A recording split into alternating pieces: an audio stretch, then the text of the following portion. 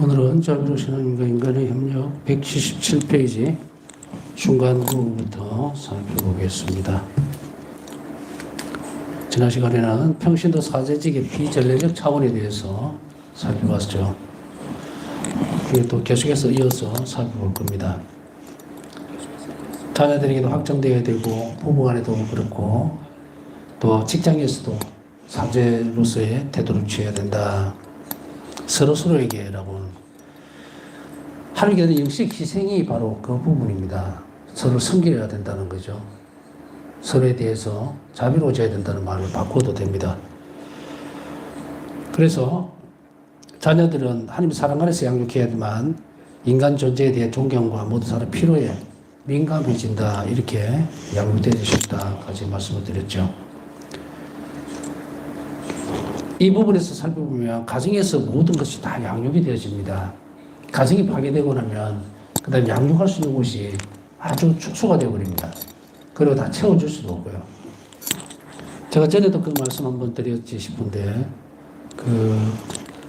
오늘날 보면은 대안학교 같은 성격을 가지고 있죠. 소년원에 넘어가기 전에 조금 경미한 어떤 죄에 대한 처벌을 하는 청소년들 보호소라고 해도 괜찮을 겁니다.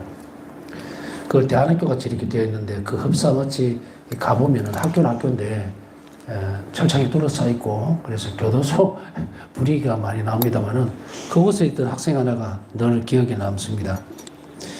그 아이가 이제 퇴소를 하게 되는데 그때 우리가 제가 교도 사목을 할 때에 같이 담당을 하고 있었기 때문에 그 아이가 이제 겉으로 그런 얘기를 합니다. 가톨릭 교회에 그러니까 신부님과 수녀들과 그리고 봉사자들을 만나서 자기가 뭐가 변화가 됐는가를 얘기할 때 단순하지만 깜짝 놀란 말을 했어요. 왜냐하면 이런 말을 합니다. 사회에 있을 때에 나한테 누군가가 너 이러면 안 돼.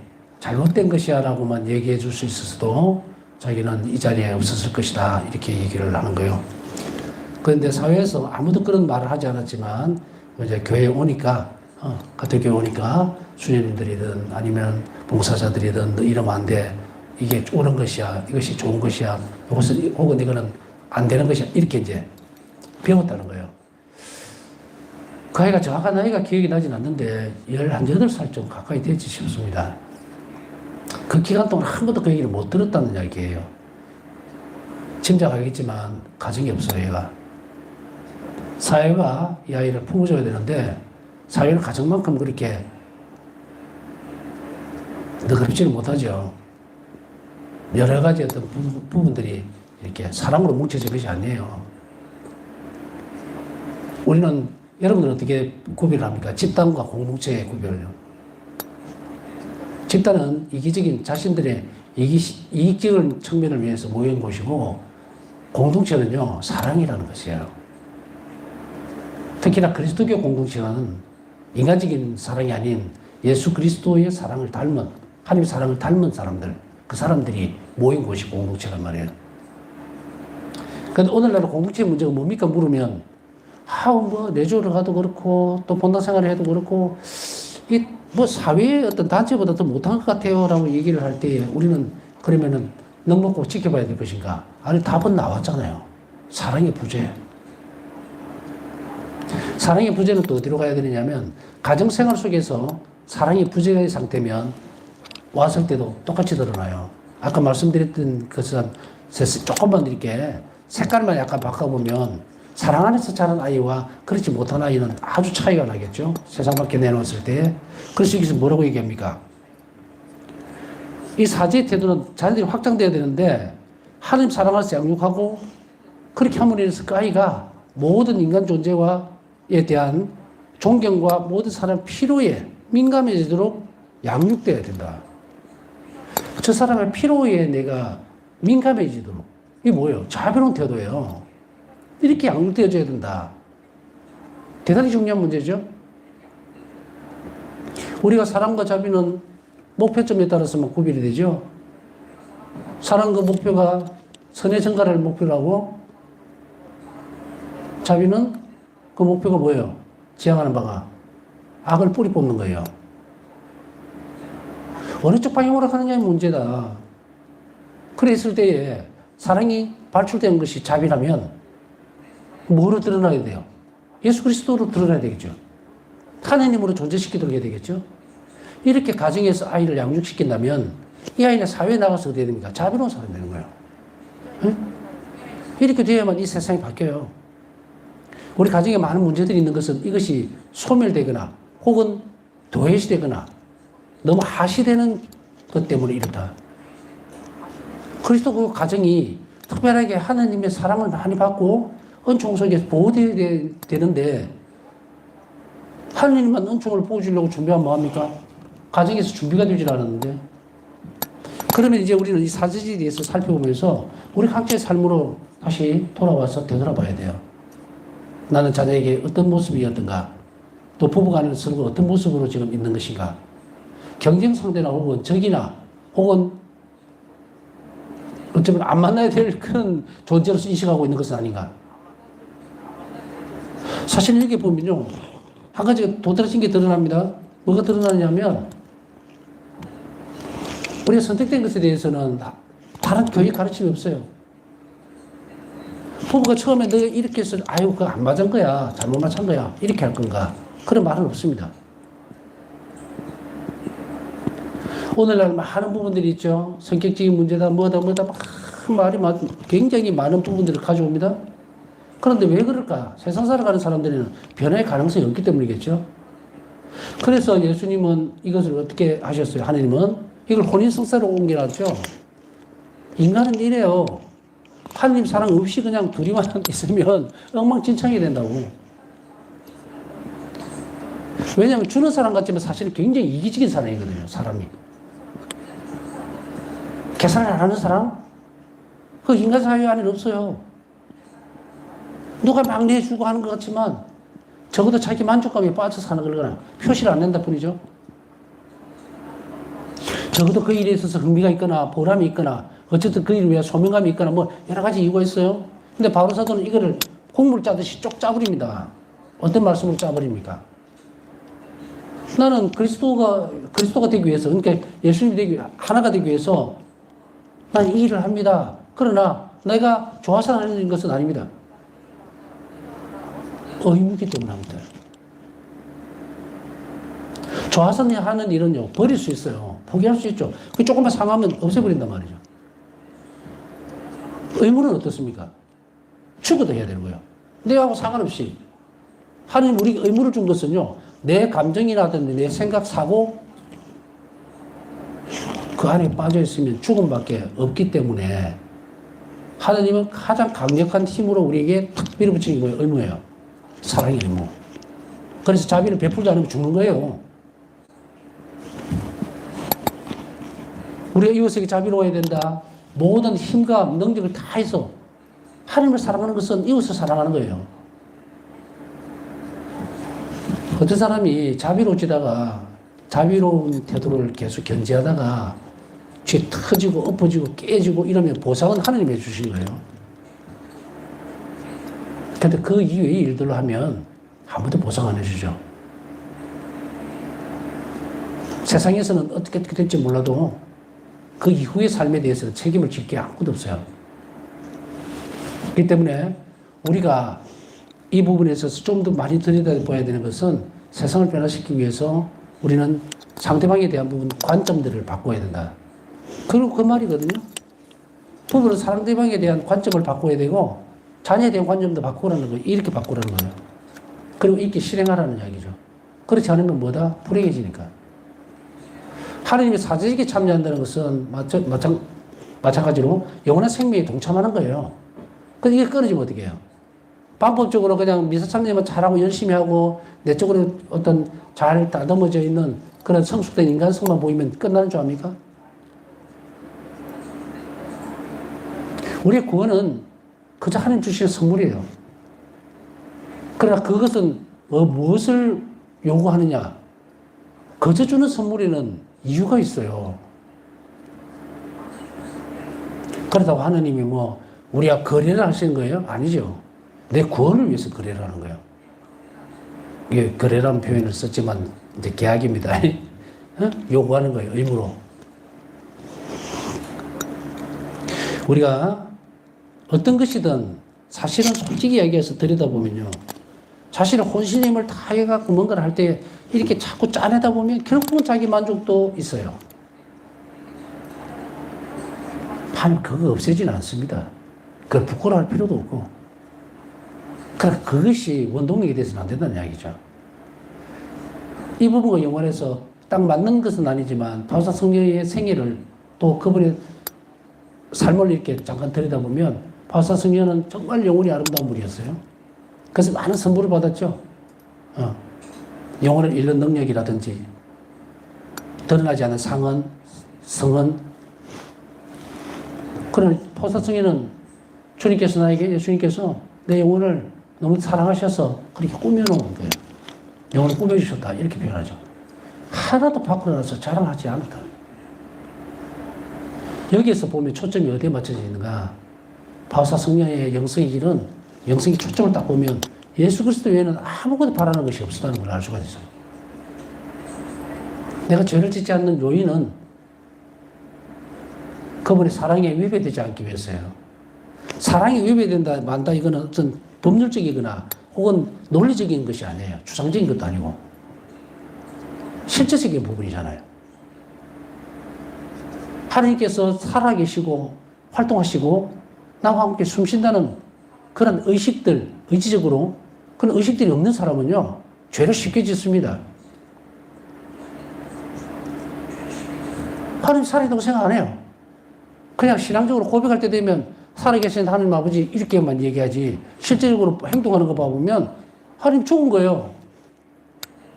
내 삶에 관심할 수도 없고 하지도 않고 그러니까 너무도 쉽게 그걸 탁 잡아버리죠. 근데 우리가 우리 주변 상황 안에서의 사랑의 관계 안에서 보면 그렇게 합니까? 자식의 부모가 뻔히 보고 있는데 이렇게 들여다보고 있는데 죄를 막 저질러? 만일에 그렇게 됐다면 처음부터 뿌리가 썩었겠죠. 정상적인 게 아니니까 이거는 예를 들 필요가 없어요. 악이 악으로 넘어가죠. 악이 악으로. 전가되는 거예요. 얼마나 놀라운 일인가. 가정에서 우리가 이런 부분들을, 대상적인 부분들을 하느님의 사람으로 보질 않으면 내 자식도 하느님의 사람으로 봐야 돼요. 자, 요셉 성인과 성모님 모습을 가만히 보십시오. 예수님은 하나님의 사람으로 봤죠? 선물로 너무나 귀하게 보셨죠? 내 자식이니까 마음대로 하고 뭐 어떻게 하고 이 세상 속에 늘려버렸잖아요. 다. 내 새끼니까 내 마음대로 하겠다. 내 의지대로 안 되니까 쫓아내고 싸움하고 뭐 분열이 일어나고 왜 그러는? 뭐 소유권 주장하는 거예요? 내가 낳았으니까 내 새끼라고.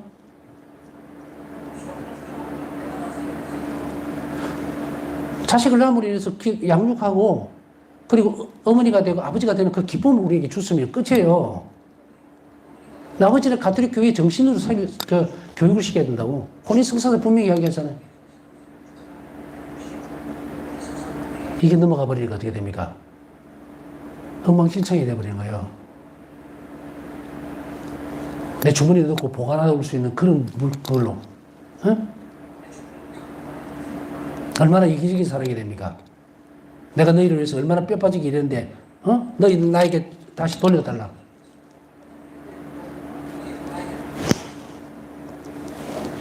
주는 사랑을 배워야죠. 이게 얼마나 불행한 삶입니까? 자식을 위해서 헌신을 했으면, 정말 오롯이 하나님의 사랑으로 되어 있으면요, 이 사람의 노년은 하나님이 책임을 진다고. 그게 선물이에요. 그 뒤에가 안 돼 있을 때는 살아온 삶의 모습이 잘못된 거거든. 자신이 알아들어야지. 그 지금부터라도 바꿔야 되겠죠? 자, 이제 노선을 확실히 정해야 돼요. 내가 하나님의 사람으로서의 삶을 살아갈 것인가? 어떨 것인가? 그래야 안심하고 이 삶을 살아간다고. 얼마나 불행한 삶이 전가되어 버리는지, 얼마나 엄청난 책임을 져야 할 것인지 상상도 못한 일이 벌어지죠. 얼마 전에 뉴스에 나왔죠. 어딥니까? 미국인가? 그게, 어디 축제를 해변에서 하는데, 총을 난사를 해가지고, 정말 놀라운 일이죠. 2명이 부자지간이에요, 부자지간. 아버지라는 인간과 자식이 둘이가 총을 들고 막 난사를 해버리는데, 잠깐 보니까 한 16명이 사상당하고, 그 다음에 그래 되는 모양인데, 얼핏 들으니까, 보니까 1000명을 죽이려고 했다 그러더라고요. 엄청난 일이죠, 그죠? 근데 놀란 거는, 여기가 부자지간이에요. 애비가 자식을 데리고 와서 살인을 시키고, 우리 가운데 이 세상 안에는 얼마나 비참한 현상들이 많이 드러나는지. 이 마귀잖아요. 자식을 살인자로 양육을 시켜버린 거예요. 이게 비일비재합니다. 여기만 있는 부분이 아니에요. 오늘날 우리가 이 사회적에서 비전례적 차원을 우리 가정 안에서 다시 이렇게 세워야 돼요. 한 가정이 변하면 다른 가정도 변합니다. 한 은총은 그렇게 넘쳐가게 되죠. 그럼 이 비극적인 사건들이 지금 곳곳에서 일어나고 있는 것을 뭘로 봐야 될 건가? 내 가정이 성화되면 다른 가정들도 변하고, 거기는 자녀들도 한 은총으로 자라겠죠. 자, 다시 돌아가서 이제 우리 자신들의 문제로 돌아갑니다. 모든 사람에게 피를 민감해지도록 양육을 해야 됩니다. 혼인생활의 임무가 영시적 희생의 성격을 띠기 위해서는 남편과 아내 모두가 하나님께 순명하는 정신을 가져야 합니다. 오늘날 참 이런 부분들을, 부부에 대한 부분들, 가정에 대한 부분을 얘기하면서도 참 마음이 아프고 안타까운 것은 이게 원래가 신자와 비신자 문제를 다루면 지금 참 곤란한 문제가 생기거든요. 원래 초세기 교회 때부터 혼인은 신자와 신자가 결혼하는 것이 정상이에요. 정상이라면 이상하죠. 여하튼 비신자와 결혼하는 것은 너무너무 드물고 아주 예외적인 것이었는데, 오늘날에는 그냥 바닷물이 들어왔다 나가듯이 아주 자연스럽게 그냥, 제가 보다 신고할 때도 말 그대로 혼인성사를 한 기억이 몇 건 없어요. 전부 다 관명한 거예요. 오히려 뒤집어져가지고 혼배성사를 하는 것 자체가 아주 특별한 경우고, 관면혼배가 일반적인 게 되어버린 거예요. 그러니 여기에 약속되어 있는 혼배성사에서 오는 은총은 막혀버리죠. 하루 축복 안에서 실행되어야 되는 혼인관계가 깨지기 시작한 것이죠. 자, 이거를 전제로 놓고 보면 하느님께 아내와 남편이 순명한 정신을 가져야 됩니다라고 하는데, 이거 한쪽은 배우자가 신자인데 한쪽이 비신자인데 이걸 어떻게 얘기를 해야 돼?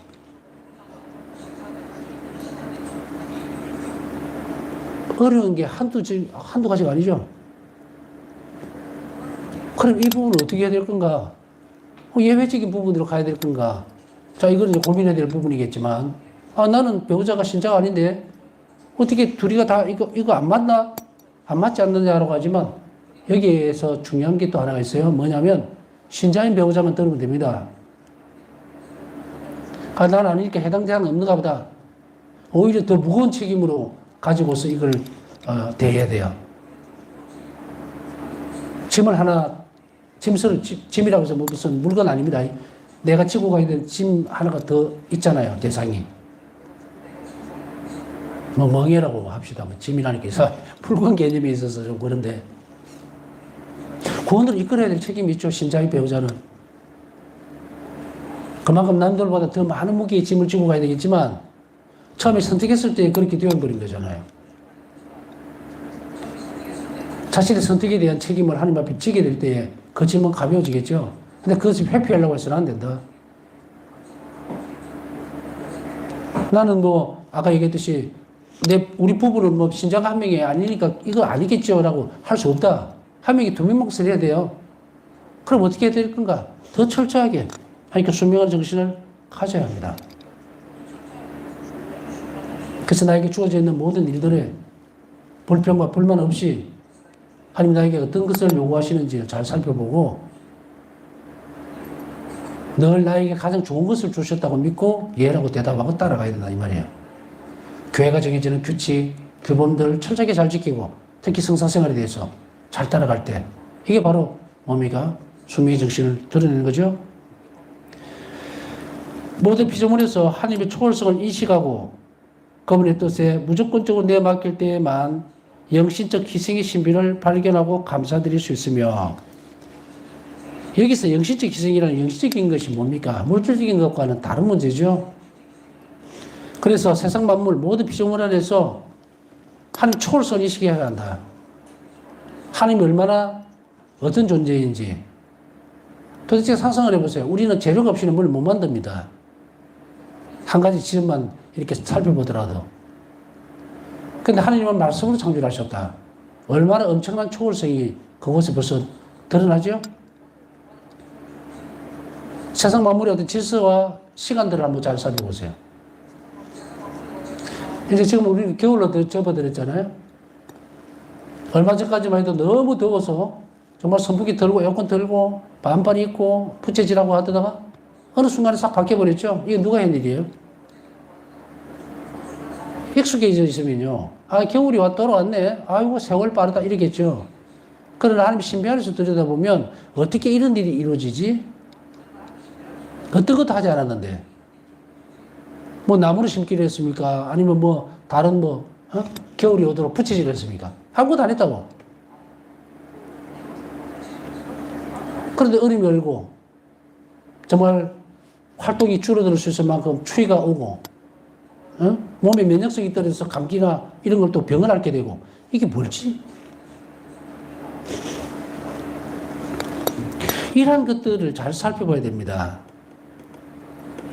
그래서 그분의 뜻의 이 신비를, 희생의 신비를 잘 살펴보고 그리고 생활 전체에 이제 그것을 생활 전체에서 그걸 발견해내야 돼요. 그러려면 우리는 유심하게 잘 살펴봐야 되겠죠? 자, 여기에서 잠시 멈춰서서 자, 여러분들에게 한번 질문을 툭 던져볼게요. 오늘 하루 여러분들이 삶을 살아가면서 인간적이거나 환경적인 요소 이외에 하나님과 관련되어 있는 어떤 묵상을 한 적이 있습니까? 제가 말씀드린 내용은 성당에 가서 성취조회를 한다든지 아니면 성경을 읽다가 거기에 정말 감동을 받아서 하나님에 대해서 묵상을 해서 이걸 떠나서 우연히 지나가다가 뭐 한 거 이것도 아니고 오늘 말일에 차를 타고 왔으면 차를 타고 지나가는 얼핏 정말 이것이 놀라운 어떤 하나님 역사구나 하고 그렇게 한 번이라도 느껴보고 넘어간 적이 있는지 그냥 세상 복잡하게 사람들 사는 그 소란스러움 속에서 내일 뭘 할 건가 오늘은 뭐 이런 일이 있었고 저 사람은 어떻고 그런 복잡한 공해왔던 그 생각 속에서만 오늘 하루 지내다가 이제 기도하는 시간이니까 정리 좀 하고 마치 공기 정화기 앞에 딱 앉듯이 그렇게 지금 있는 것인가? 이 상태가 틀렸다는 것은 아니에요. 요렇게만 가면 안 된다는 얘기겠죠. 늘려야 된다, 시간을.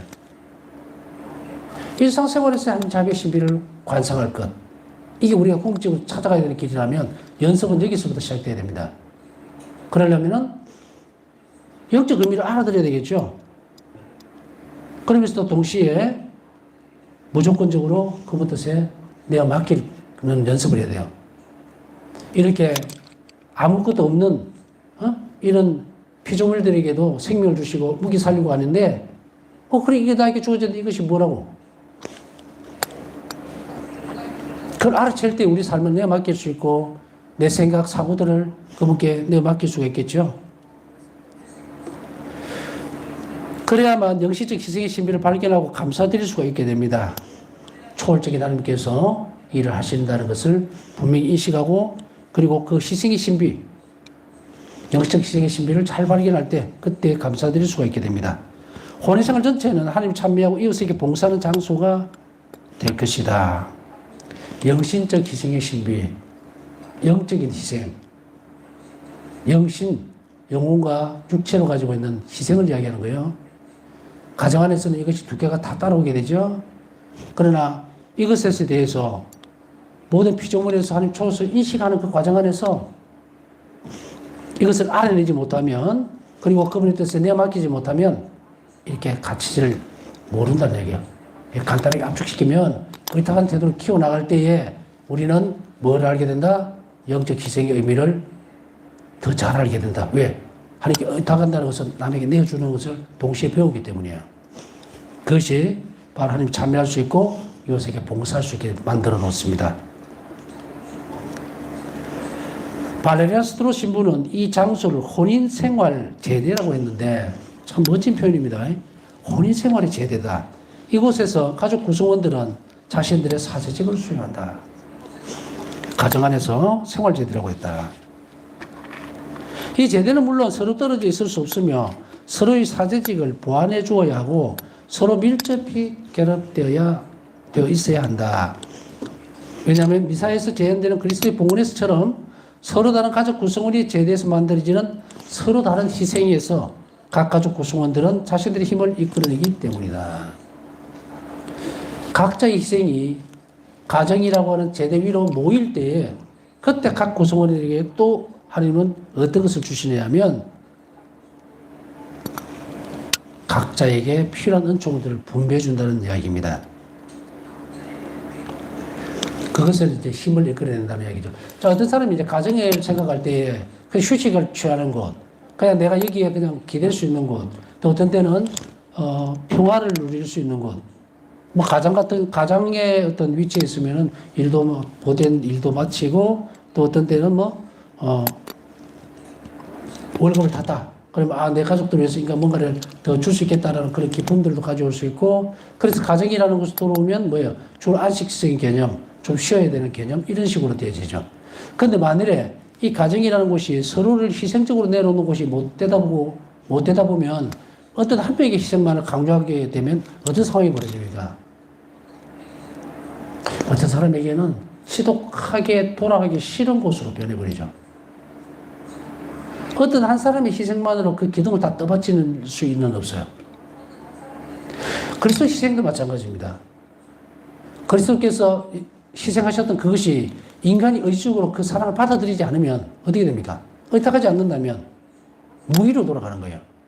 하나님 무능해서가 아니죠. 완전성 때문에 그런 거예요. 완전성 때문에. 강제로 할 수가 없기 때문에. 그렇다면 이것은 왜 가정이 제대인가? 각 가족 구성원들이 희생으로 그것이 만들어질 때에 그 가족 구성원들은 뭘 느낍니까? 행복을 느끼는 거야. 희생을 토대로 할 때에 서로가 서로에게 내줄 때 그때 가족 구성원들은 그것에서 필요한 힘을 받아낼 수 있다. 그리고 그 중간에는 누가 있는가? 예수님께서 함께 하신 거죠. 하느님 사랑이 중심이 됨으로 인해서 다시 얘기하면 어떤 A라는 자녀가 내놓는 희생은 무엇이 근간이 되어야 됩니까? 부모에 대한 사랑이 근간이 될 수도 있겠죠. 그러나 그 큰 것보다 이것이 제대라는 개념을 썼을 때에는 하나님께 대한 사랑으로 그 희생을 내어놓을 때 아버지는 아버지로서, 어머니는 어머니로서, 그 동기는 내 자식이니까 내 남편이니까가 아니고 하나님을 사랑하기 때문에 그것이 내어져야 돼요. 그래야만 이게 영적 희생의 가치를 지닙니다. 하나님이 개혁할 수 있는 여지가 없어요. 난 내 자식을 사랑하니까 내가 희생을 했고, 또 아내는 아내이고 남편을 사랑하기 때문에 희생을 했고, 이렇게 되어지면 인간적인 사랑만 겹겹이 어떻게 됩니까? 겹쳐져 버립니다. 더 큰 희생이 요구할 때가 되면 내려앉아 버리죠. 왜냐하면 인간의 인내는 한계가 있어요. 내가 이렇게 정말 평생을 너를 위해서 희생하는데 내가 이 나이 먹고 또 더 해야 되니? 이렇게 돼요. 이게 바닥을 보인다. 우리가 이제 흔히 쓰는 말 중에 인간의 인내심을 이야기할 때, 나 인내 바닥을 쳤다. 이런 얘기를 해요. 나 바닥까지 내려갔다. 충분히 이해가죠, 그죠? 인간적인 성향으로는 깊이가 있어요. 더 못 내려갑니다. 그 어디 폭발해버리죠.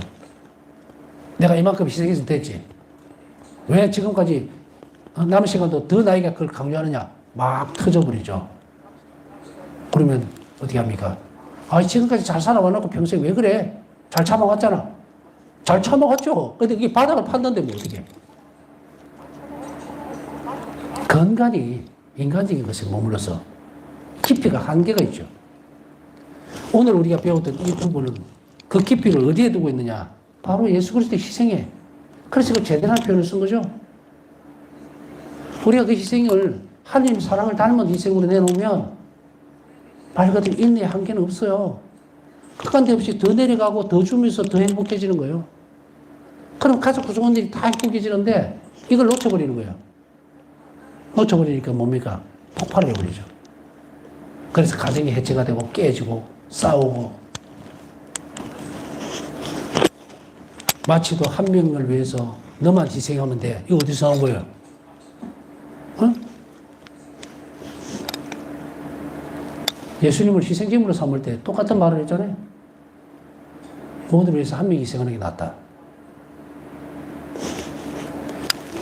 이런 가정 구성원이나 이런 모양새가 되면 그것은 하나님의 사제직이 이어지고 있는 그러한 제대가 되지를 못한다. 중심적인 제대의 중심은 누구여야 된다? 하나님에 대한 사랑으로 가족들이 자신을 내놓기 시작할 때 그때를 이야기를 하는 겁니다. 사제직을 수행하는 거다. 영적 희생이 되는 거예요. 하나님께 의탁하고 좋은 모든 일들이 하나님께 맡겨져 있는 그런 부분이라고 할 때에 영시적 희생이라는 것은 내 자신을 내려놔야 되기 때문에 부딪히는 상황들 다 희생이에요. 이 가치를 지니려면 누가 있어야 된다? 하나님께 대한 사랑이 근거가 되어야 되는 거예요. 그러나 평신도의 사제직의 실현은 혼인과 가족 생활에만 국한될 수 없으며 직장이나 사회적, 정치적 활동의 측면도 포함해야 한다. 자, 이제 가정에 대한 부분들은 살펴봤습니다. 가정에 대한 부분들이 바로 우리가 비전례적인 형태에서의 사제직을 수행하는 거라면 이제 가정에서 모습을 받고 이것은 그곳에서만 한정이 되는 것은 아니다. 왜냐하면 인간의 활동이라는 것은 사회 안에서도 계속 이루어지기 때문이에요. 그래서 이것은 평신도 사제직 실현은 더 광범위하게 이해가 되어져야 됩니다. 사회적 정치적 활동은 하나님과 협력할 수 있는 특별한 기회가 되는데 자신을 둘러싸고 있는 현실을 변화시켜야 합니다. 두 번째, 성화시켜야 돼요. 그러면서 하나님을 찬미하고 영광을 드릴 수가 있습니다. 여기에서 중요한 대목은 뭡니까? 변화시키는 데만 초점을 맞춰주는 것이 아니고 성화시키면서 하나님을 찬미하고 영광을 드릴 수 있어야 한다.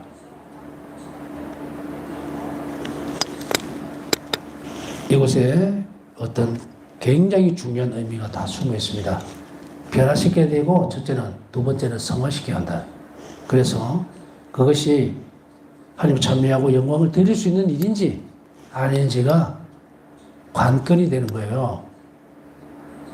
만약에 이 부분이 없이 변화만 시도하고 성화도 없고 하나님을 찬미하거나 영광을 드릴 수 없다면 그 일 자체는 빵점이에요. 무의다. 아무런 소용이 없어요. 그 모든 일들이 사제직의 수행이에요. 사제직의 수행은 거룩함이죠. 그게 동반되지 않고 결과가 하나님께 대한 찬미로 드러나지 않는다면 인간들끼리 자기들끼리 다 할 수 있는 일들로 다 끝나버리니까 이거는 안 된다. 자, 바우사 성녀는 당신이 사회적 활동 어떤 부분보다 수도원에서의 활동들이죠. 그러나 바우사 성녀에게 있어서는 어떻게 보면 수도생활 전체 안에가 사회생활의 일부로 볼 수도 있어요. 왜냐하면 가정생활이 아니니까 일단 공동체 생활 안에서 우리는 얘기를 할 수 있죠. 그러면 공동체 생활도 뭐예요? 사회적 활동들이 이루어집니다. 서로를 위해서 배려해줘야 되고 액션들이 있고 그렇죠. 밥만 먹고 잠만 자는 게 아니잖아요.